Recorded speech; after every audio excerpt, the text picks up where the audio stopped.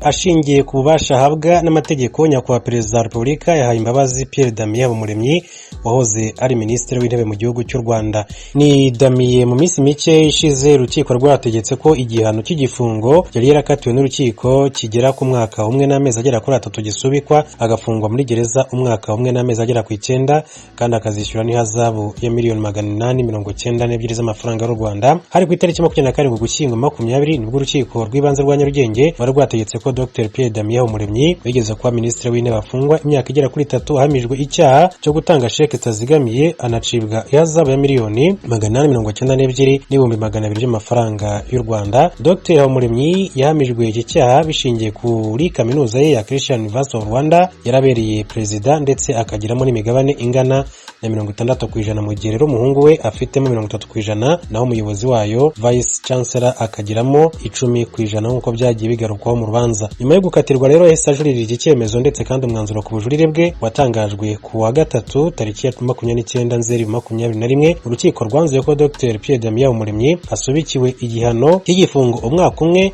n'amezi agera kuri 3, agafunga umwaka umwe n'amezi 9, agatanga n'ihazabu miliyoni 892 z'amafaranga y'u Rwanda. Ibi byari bisobanuye ko uyu mugabo watawe muri yombi ku itariki ya 3 Nyakanga 2020, amezi yaramaze muri gereza ya 15, yashoboraga rero gufungurwa nyuma amezi agera kuri 6 agahita ajya hanze. Akaba rero ahawe imbabazi n'umukuru w'igihugu cy'u Rwanda Perezida Paul Kagame mu gihe asigaje amezi agera kuri 6 kugira ngo ave muri gereza y'Amageragere iherereye mu karere ka Nyarugenge. Navuga ko rero ari inkuru nziza kuri uyu mugabo hoze ari umutegetsi ukomeye cyane ubaye Minisitiri w'Intebe igihe kitari gito.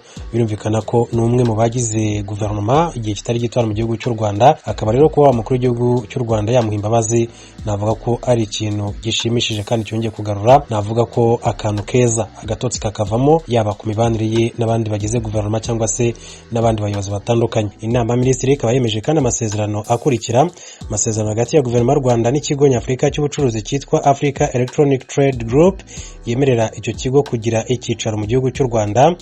Amasezerano hagati ya guverinoma y'u Rwanda n'umuryango mpuzamahanga utanga amahugurwa ku byerekeye ubuzima witwa Center for International Reproductive Health Training yemerera uwo muryango mpuzamahanga kugira icyicaro mu Rwanda. Amasezerano hagati ya guverinoma y'u Rwanda n'ihuriro rya kaminuza zo mu bihugu bikoresha ururimi rw'igifaransa Association Universitaire de la Francophonie yemerera iryo huriro kugira icyicaro mu gihugu cy'u Rwanda. Inama y'Abaminisitiri yemeje bikurikira: politiki ivuguruye yo kwegereza ubuyobozi abaturage, raporo yo kwisuzuma kwishyirwa mu bikorwa ry'ibisabwa n'umuryango mpuzamahanga ushinzwe kurwanya ruswa.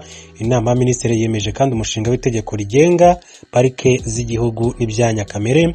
Inama y'Abaminisitiri yemeje amateka akurikira: iteka rya perezida rigenga ikigo gishinzwe umutungo kamere w'amazi mu Rwanda, iteka rya perezida rigenga ikigo cy'igihugu cyo kubungabunga ibidukikije, iteka rya perezida rigenga ikigo gishinzwe gucunga no guteza imbere amashyamba, iteka rya perezida rigenga ikigo cy'igihugu gishinzwe ubumenyi bw'ikirere, iteka rya perezida rigena ibikorwa by'urwego rw'u Rwanda rushinzwe isanzure bigirirwa ibanga, iteka rya Minisitiri w'Intebe rigena imbonerahamwe y'imyanya y'imirimo y'urwego rw'u Rwanda rushinzwe isanzure, iteka rya Minisitiri w'Intebe rishyiraho stati yihariye igenga abakozi b'urwego rw'u Rwanda rushinzwe isanzure, iteka rya Minisitiri rigena ibipimo ngenderwaho mu burezi, iteka rya Minisitiri rishyiraho integanyanyigisho, iteka rya Minisitiri rigena ibishingirwaho mu gutanga ndetse no kwemerera impamya bumenyi n'impamyabushobozi, imihwanire n'iyemezwa byazo n'uburyo bwo kuva mu gice kimwe cy'uburezi ujya mu kindi.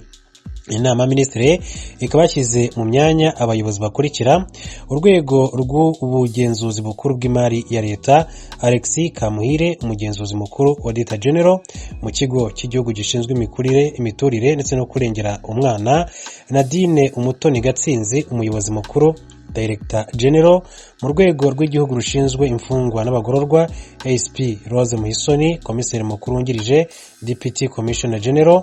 Muri Minisiteri y'Ububanyi n'Amahanga n'Ubutwererane, Ndoba Mugunga ni commercial attaché muri ambasade y'u Rwanda muri Repubulika Iharanira Demokarasi ya Kongo, Louis Uwimana umujyanama w'umunyamabanga wa leta ushinzwe umuryango wa Afurika y'Iburasirazuba muri Minisiteri y'Ubumwe bw'Abanyarwanda n'Inshingano Mboneragihugu, Julienne Uwacu Executive Director Community Resilience Apartment, Dr. Asumuta Muhaisa Executive Director Memory and Genocide Prevention Department, Maurice Mugabo wa Gahunde yagizwe Executive Director Research Policy and Development. Muri Minisiteri ya Siporo, Olivier Karambizi umujyanama wa Ministry Advisor to the Minister, Rose Musanabera umuyobozi w'ishami ry'ubuyobozi n'imari Director of Administration and Finance Unity.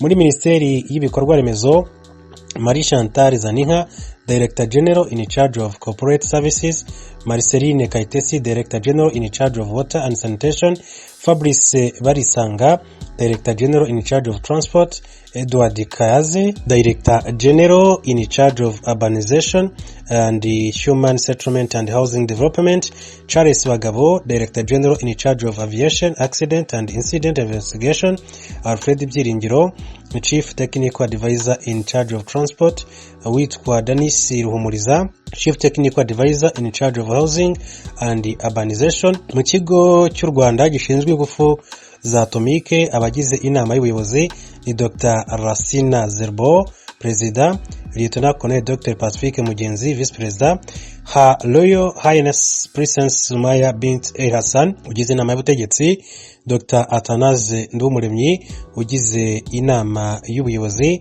Alice Uwase ugize inama y'ubuyobozi, Juvenal Seruzindi ugize inama y'ubuyobozi, Specioza Kabibi ugize inama y'ubuyobozi. Mu rwego rw'igihugu rushinzwe imyuga n'ubumenyingiro, Iradukunda Aime umuyobozi w'ishami rishinzwe ubuyobozi n'imari. Hanyuma mu bindi, Minisitiri w'Imari n'Igenamigambi yamenyesheje inama y'Abaminisitiri bikurikira: mu Kwakira 21 mu Rwanda hazatangizwa ibirori byo kwizihiza umunsi w'abasora mu mwaka wa 2021 kuva tariki 27 kugeza tariki ya 29 Ukwakira 2021. U Rwanda ruzakira inama 25 ya komite ihuriweho n'abayobozi bakuru n'impuguke yateguwe na Komisiyo y'Ubukungu n'Umuryango w'Abibumbye ishinzwe Afurika, ibiro by'akarere ka Afurika y'Iburasirazuba. Hanyuma Minisitiri w'Ubucuruzi n'Inganda yamenyesheje inama y'Abaminisitiri ko ku itariki ya 14 Ukwakira 2021 u Rwanda ruzizihiza umunsi mpuzamahanga w'ubuziranenge. Minisitiri w'Uburinganire n'Iterambere ry'Umuryango yamenyesheje inama y'Abaminisitiri ko ku itariki ya 15 Ukwakira 2021 u Rwanda ruzizihiza umunsi mpuzamahanga w'umugore wo mu cyaro. Minisitiri w'Ubuhinzi n'Ubworozi yamenyesheje inama y'Abaminisitiri ko ku itariki 29 Ukwakira 2021 u Rwanda ruzizihiza umunsi mpuzamahanga w'ibiribwa ku isi. Minisitiri wa Siporo amenyesheje inama y'Abaminisitiri ko u Rwanda ruzitabira amarushanwa mpuzamahanga atandukanye akurikira: koga swimming, ikipe y'igihugu y'u Rwanda izitabira irushanwa ry'umukino wo koga rizabera i Accra muri Ghana. Amarushanwa y'umupira w'amaguru amakipe y'u Rwanda APR FC izatana na Etoile Sportive du Sahel Tunisia, mu gihe AS do Kigali izatana na DC Motema Pembe yo muri Repubulika Demokarasi ya Kongo. Imikino ibanza izabera mu Rwanda, iyo kwishyura ibere muri Tunisia ndetse no muri Repubulika Demokarasi ya Kongo. Inkoni y'umwamikazi w'Ubwongereza, iyo nkoni izazengurutswa mu Rwanda kuva ku itariki ya 9 kugeza ku itariki ya 12 Ugushyingo 2021. Ni igikorwa kizabanziriza imikino izahuza ibihugu bigize umuryango w'ibihugu bikoresha ururimi rw'Icyongereza wa Commonwealth, izabera i Birmingham kuva ku itariki 27 Nyakanga kugeza tariki ya 7 Kanama 2021. Hanyuma triathlon kuva ku itariki ya 3 kugeza ku itariki ya 5 kubaza 2021 mu Rwanda ruzakira mu karere ka Rubavu inteko rusange ya triathlon zo mu bihugu bikoresha ururimi rw'Igifaransa. Isiganwa ry'amamodoka 2021 kuva ku itariki 22 kugeza ku itariki 24 Ukwakira 2021. Irushanwa mpuzamahanga ryo gusiganwa mu modoka rizwi nka The 2021 Rwanda Mountain Gorilla Rally rizabera mu mujyi wa Kigali no mu karere ka Bugesera. Cricket kuva ku itariki 28 kugeza ku itariki 21 Ugushyingo 2021 mu Rwanda harimo kubera amarushanwa mpuzamahanga ya cricket bikorewe i Kigali ku itariki 13 Ukwakira 2021. Dr. Edouard Ngirente, Minisitiri w'Intebe, washyize umukono kuri iri tangazo.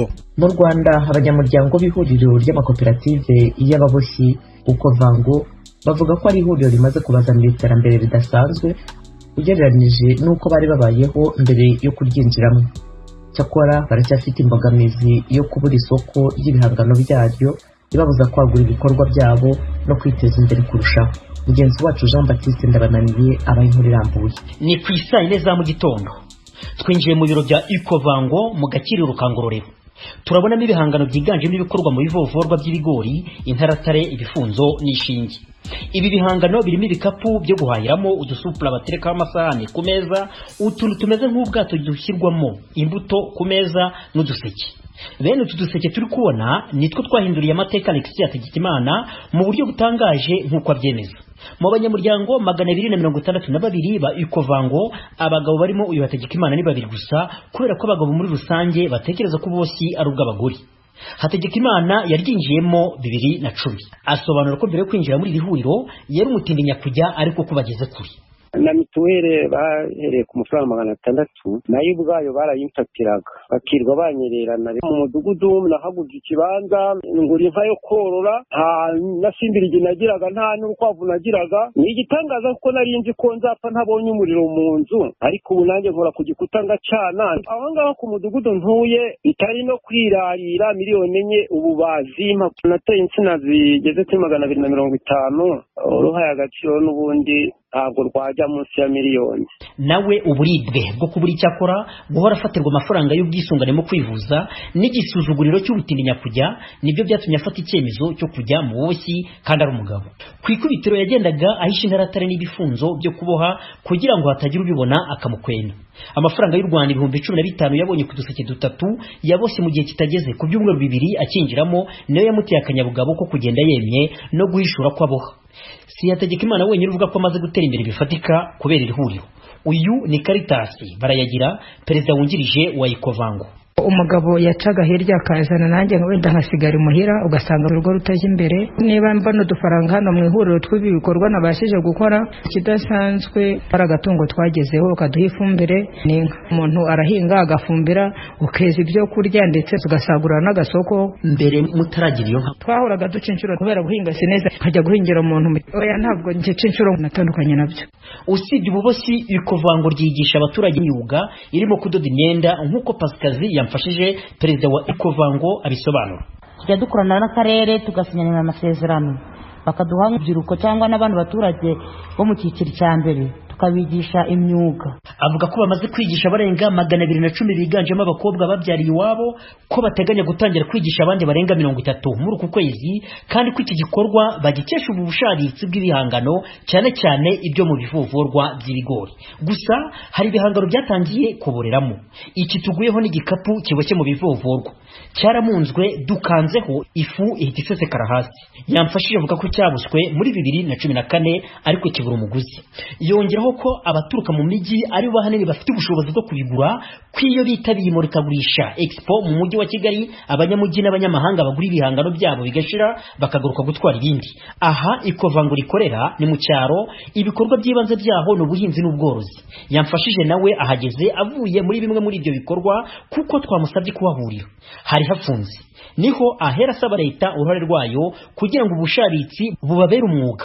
Aratangira avuga ko kubyaza umusaruro ibivovorwa ari umwihariko wabo.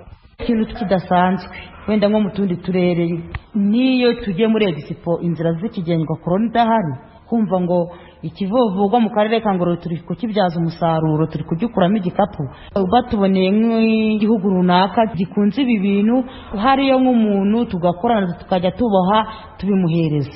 Kwicara ukaboha igikapu kirakwinjiriza 5,000 mu minsi 2, nta n'utabikora, kandi barabizi kubikora cyane, ariko bacibwa intege no kuvuga ati ndabikora mbimaze iki. Yongeraho ko ikibazo cyo kubura isoko gikemutse byatuma bakomeza kurushaho kuzana impinduka mu baturage binyuze muri gahunda zinyuranye zirimo kubigisha imyuga. Ange Uwiringiyimana ni umwe muri babakobwa bigishijwe ububoshyi na Ecovango. Avuga ko yiteguye kubyaza umusaruro icyarahani yahawe n'akarere nyuma yo kwigishwa n'iri huriro. Kwizere ndagifite kuko ndera ku bandi nkabona babayeho neza kuruta uko mbayeho kubera ntadoda. Icyo cyarahani ntarakibyaza umusaruro kuko kinoza ubumenyi yahakuye mu gihe cy'amezi 4 kubera kutabasha kwiga buri munsi bitewe no kurwaragurika k'umwana we.